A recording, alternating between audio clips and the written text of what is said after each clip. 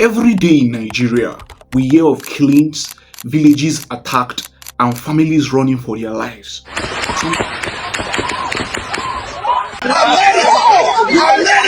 Please stand for us. Some call it religion. If you don't know what's going on in Nigeria, your media sources suck.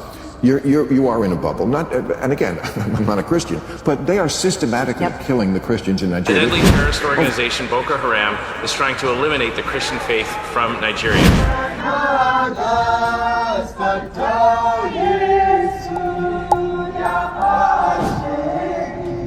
Others call it politics.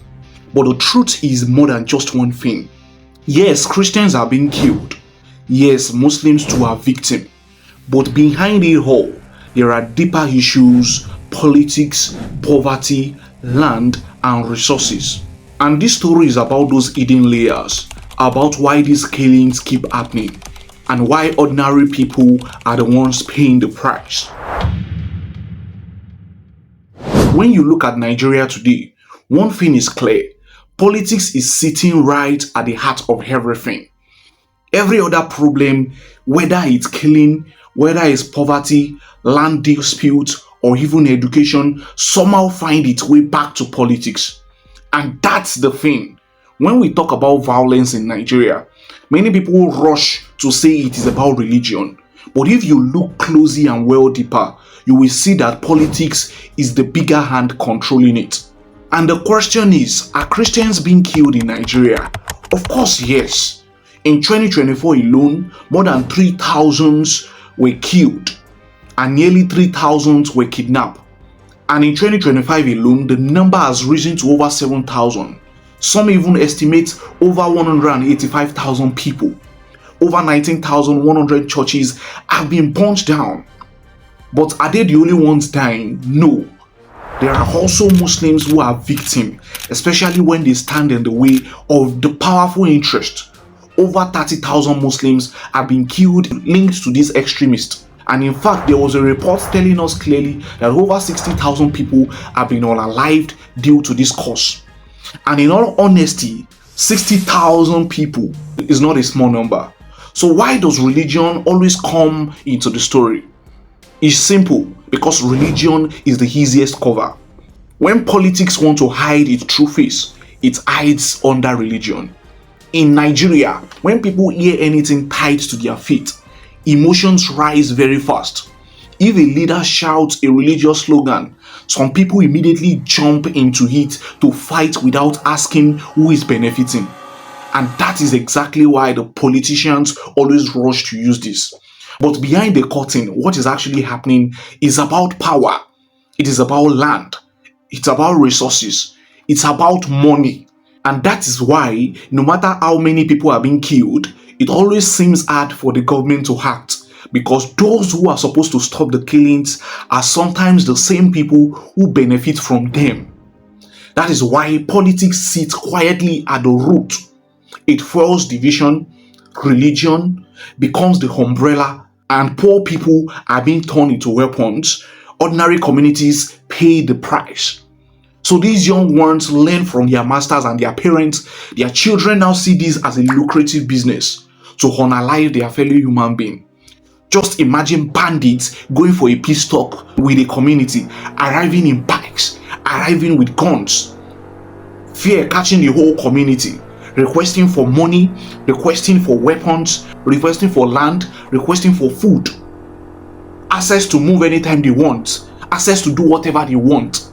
And because they are carrying ammunitions, these people are scared.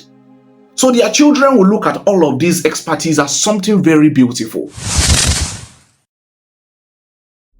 Education is another key part of this story. Many people in Nigeria are being kept poor on purpose. Why? Because when people are educated, they begin to ask questions. They begin to demand what is theirs. But when they are kept poor and uneducated, they are easily controlled. In the northern part of the country, millions of children are still out of school. Instead of being in modern schools, many are only exposed to the narrow system of learning that discourage critical thinking. This is not by accident. It is a deliberate design. Think about it. If a large group of people are uneducated, it is easy to use them. It is easy to tell them who to fight, where to go, and what to do. And poverty and lack of education make indoctrination simple. And that is why some groups can pick up young men and hand them guns. Since 2014, over 1,400 students have been kidnapped from schools in northern Nigeria. Entire generations have been disrupted. And when education collapses, poverty deepens. That poverty then becomes the pool from which armed groups recruit. So education is not just about classroom. It is about survival. It is about whether a young person will dream of a better future or to be turned into a weapon for someone else's agenda. So now let's talk about the ground beneath our feet, because much of the bloodshed we see today is tied to Nigeria's natural resources. In states like Zamfara, Plateau, Nasarawa, and others, gold, tin, lithium, and iron ore lie beneath the soil. On paper, these resources should make communities rich, but in reality, they have become a curse. Nigeria loses around $9 billion every year to illegal mining. And in Zamfara alone, over 80% of mineral resources are lost to insecurity and armed groups.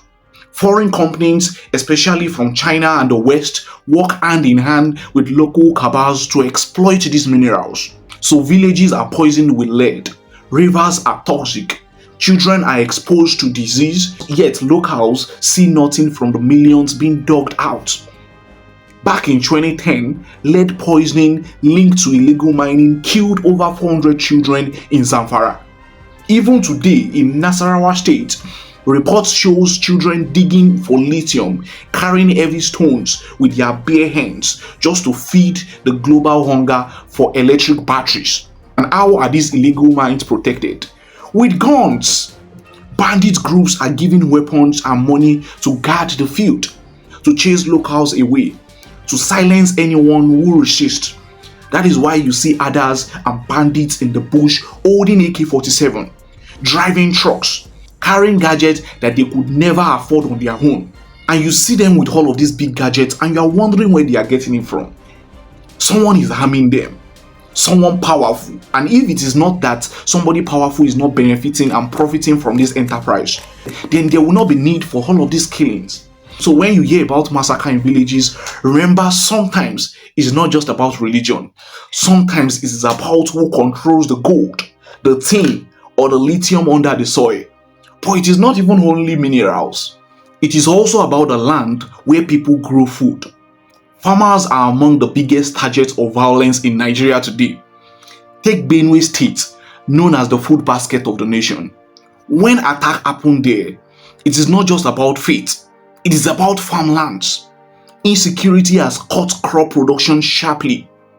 A recent study shows that for every 1% rise in insecurity, crop outputs drop by 0.2% and livestock by 0.3%. This means fewer farms, less food, and more hunger. And when hunger spreads, import rises. And Nigeria, a country blessed with fertile soils, now import food it should have been able to grow. This is where another layer comes in.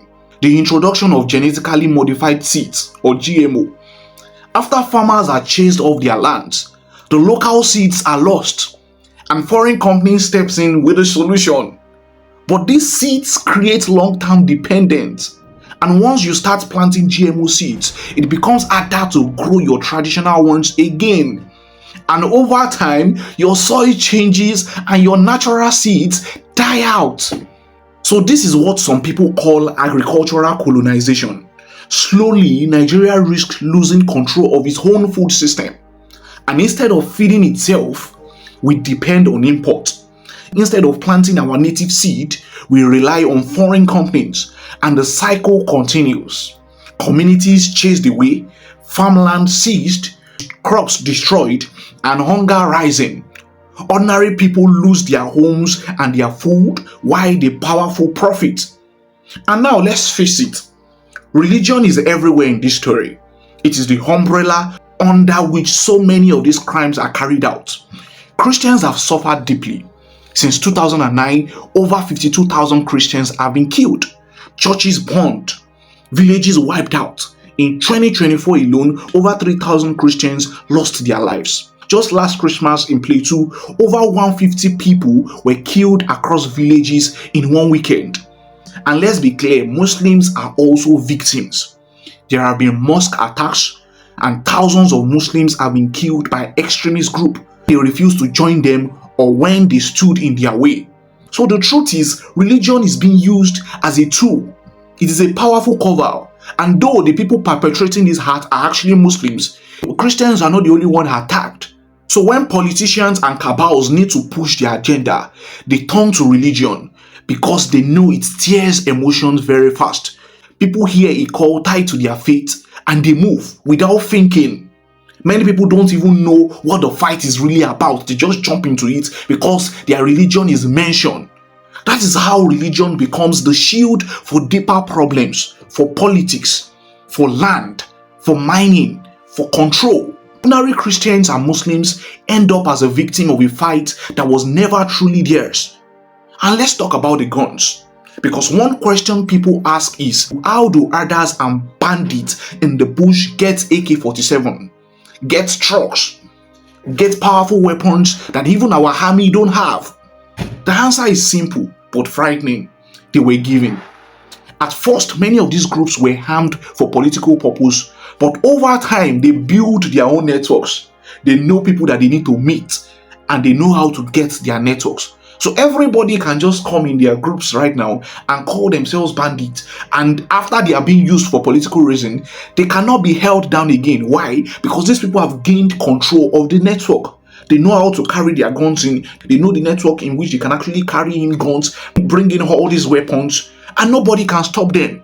And of course, if they start to pay all these networks, they can stand on their own and they can survive with all the weapons that they have, which are even stronger than our armies. So they learn how to buy bullets, how to call their suppliers, how to smuggle guns across borders. Today, disarming them is almost impossible because these groups are not just armed, they are connected. They have their own markets, they have their own deals. So even if a president wants to stop them, it will be a big mountain to climb. Who do you arrest when the people behind the guns have more influence than the government itself? If you go after their leaders, innocent lives will be attacked in revenge, and that is why the cycle continues. This is why in the bush you find others carrying heavy rifles but have no money, no food, no education. They are pawns in a larger game. Someone somewhere is using them to keep Nigeria unstable while they make profits. Now we have to talk about outside hand, because what is happening in Nigeria is not just a local issue. There are foreign fingerprints all over it. Illegal mining does not work without foreign buyers. Gold, lithium and other minerals leave Nigeria and end up in the global market. In the phone we use, the car we drive, the batteries we charge, Nigeria loses around $9 billion every year to this. Foreign companies have been caught who politicians to exploit resources. Chinese miners digging in Nasarawa, Western companies linked to mineral exports. And while all this is happening, rivers are poisoned, soil are destroyed, and local people are left with nothing. There was a report of a particular man claiming that some of these companies even pay these local people, but someone is holding it down. And somebody even accused the EFCC just currently of hoarding the money that was meant for the people of a local community, that mining was done in their environment. There is agriculture. When farmland are lost and hunger spreads, foreign groups step in with solutions like GMO seeds and food imports. But these solutions create dependence. And instead of fixing the root problem, they keep Nigeria tied to outside system. Even in security, questions have been raised. Some reports suggest that foreign aids and funding may have indirectly supported armed groups, whether through corruption or weak oversight. Has shown the full truth yet, but suspicions remain. The West raised its voices to talk about genocide in Nigeria. We must also ask, what role have you played in the conditions that have made this possible? Their involvement in this is just so great. So when they come under the umbrella of we want to help you, the question is, do you really want to help? Or you want to gain more control? Because you are in a way part of the problem. Villagers who wake up one morning to gunshots, farmers who can no longer go to farm in their farmland, mothers who lose their children, children who grow up in IDP camps instead of schools. And by the end of 2024, more than 2 million Nigerians have been displaced from their homes. Families living in tents depending on aid with no land to farm and no schools for their children. Water in mining communities is poisoned. River filled with lead. Farmland reduced to dust. Crops failing. People eating less. Surviving on import. Every number is a life. Every statistics is a family broken. And for many, this has become normal. But it should never be normal. So when we hear the word genocide in Nigeria, we must understand that it's not just one thing. Yes, Christians are being killed. Yes, Muslims too are victims. But the story is bigger than religion. It is politics. It is poverty. It is education denied. It is illegal mining and foreign exploitation. It is farmland stolen and seed replaced. It is guns flowing in and lies flowing out. This is not just about numbers. It is about real people. It is about the country being drained of its blood and its resources at the same time. And until these deep layers are faced, until politics is cleaned, until mining is controlled, until education is restored, until farmland is protected, the killings will not stop.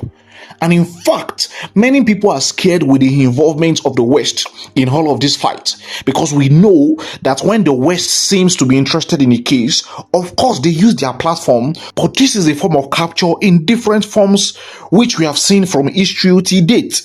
Many people have been asking the question, why is it that it was after Nigeria made their stand on Palestine, that is when all is starting to gain range in the public eye? Why? So the timing is scary, and many people are reading beyond the line. And in as much as there is need for help, we don't want control from the West, which has always happened in the past. And at the end of the day, who suffers the most? It is not the politician. It is not the cabals. It is not the foreign companies. It is the ordinary Nigerian citizens. And also it is easy to point fingers at foreign countries and say they are the reason behind our resources being stolen. But the truth is, no outsider can succeed if the inside is not already broken. The real struggle isn't only out there, it's right here at home. Politicians who trade the future of our people for quick personal gain. Leaders who allow corruption to eat into every institution. These are the cracks that make it easy for the West or anyone else to exploit us. If the house is divided inside, how can it ever stand against storms outside? And that's the point that many don't want to face. Before we talk about exploitation, we must first fight ourselves. Until we deal with the internal problem, nothing else will change. It means holding leaders accountable, demanding transparency, and making sure that no one is bigger than the law. Because without that, shouting at the West is just noise. The real enemy is already sitting within, and until that changes, everything else will remain the same. Also, I've seen so many tweets from Nigerian influencers screaming it is conspiracy from the West. Most especially all these Muslim Twitter influencers shouting and giving message that Christian leaders need to speak up at this time. But that is the problem. All of you are asking the Christian leaders, Christians, to speak up against Islamic terrorists, the ones that you guys did not condemn. Ekwa pastor went, the Redeemed Woman evangelist gone, Deborah gone. All of you were even saying at those period that you guys were extremists. Many of you were happy to call yourself extremists at those points in time. It is not that the government is finding any quick solution to this. People are still dying every day. And now you are seeing tweets from different countries asking the US government to treat this matter because it is of concern. And many people are bringing justifiable reason why it is not only Christians that are being killed. But open your mouth to actually make mention of the fact that truly people are being killed. People are not supposed to be killed anyhow. You won't open your mouth. To be very honest with you, the problem rests on every one of us when religion don't take over our humanity. Nigeria is a nation blessed with so much, yet caused by greed of few. And unless we tell ourselves the truth, this cycle will keep going.